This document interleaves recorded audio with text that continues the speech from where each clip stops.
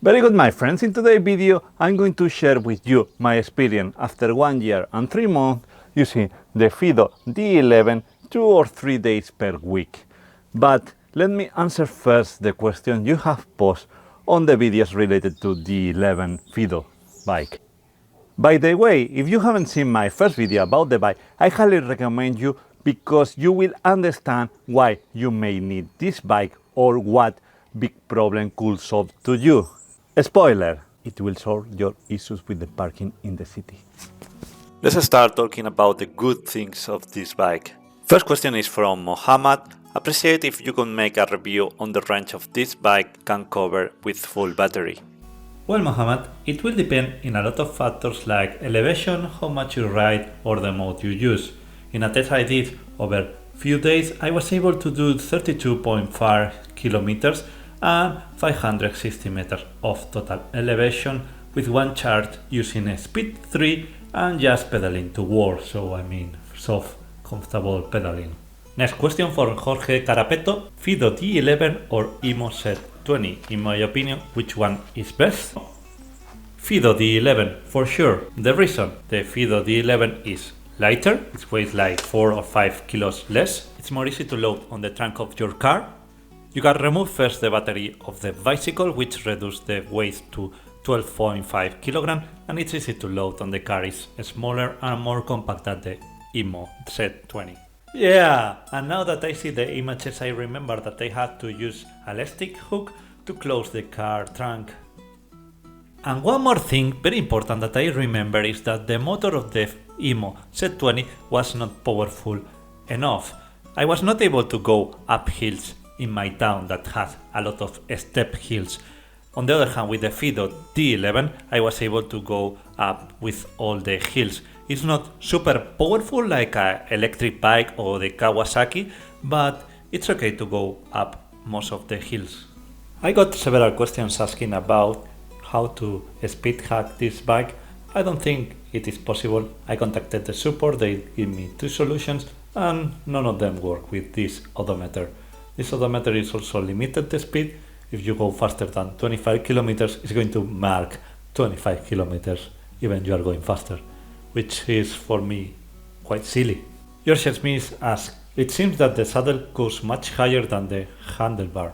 There is a way for the handlebar to increase. Unfortunately, this bike doesn't allow to increase the handlebar height. And that for me is a critical flaw.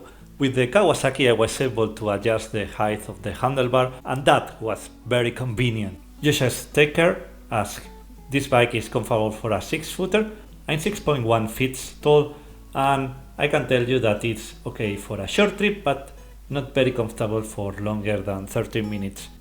What is my opinion after using this bike for 1 year and 3 months?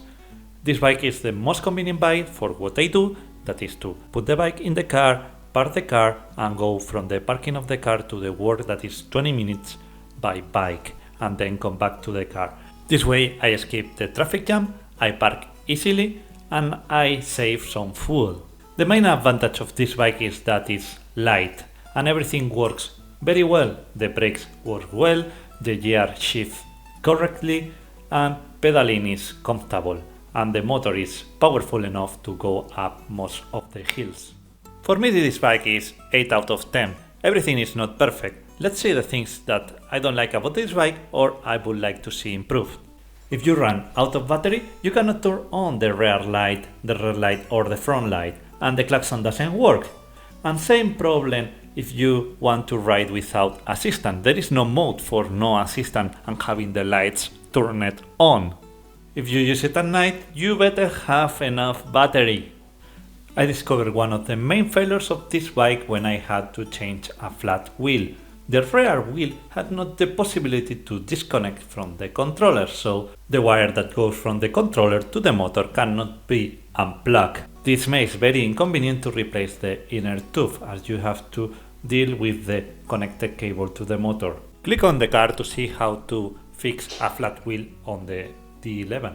2 more things that I remember that I don't like about this bike. One is the seat clamp. It doesn't work very well. The seat goes down while I'm riding. I try to clamp it more tightly, but always I have the same problem, and you can see that the screw is a bit wear out because of trying to tighten it. Another issue that I had was with the spring that is in the middle of the folding mechanism. I had to remove it because I was not able to mount properly. The bike was not closing the folding mechanism, so I had to remove that spring. I had to replace it with a smaller one, otherwise my wires are going to be cut because of the frame. The situation was this: I parked the car and I needed to go to work by bike, and I was not able to close the clamp in the middle of the bike. I was not able to unfold the bike completely. I had desperately to remove the wire. It took me 20 minutes, so I was 20 minutes late to work. Not cool. To celebrate the first year of the bike, I got this microbike mount, SP mount. It is the same that I have in the electric mountain bike. It's quick and convenient, but very expensive. You need the case and all the accessories. I use the bike to go to work, and one of the problems that I have is the grease gets into my trousers. And for that, I just bought this for €1 or €2 on AliExpress. I put it here in my trousers and problem solved. I hope to have solved all your questions about this bike. If not, you can check the other 3 videos I have about this bike on my channel, or you can leave your questions in the comments. And please do me a favor: if you are using a bike or an electric scooter, please wear a helmet. I heard too much histories about people getting in coma or dying because not wearing a helmet. I hope this video has been useful for you. Don't forget to subscribe to the channel, like the video. Thank you for watching, and see you in next video.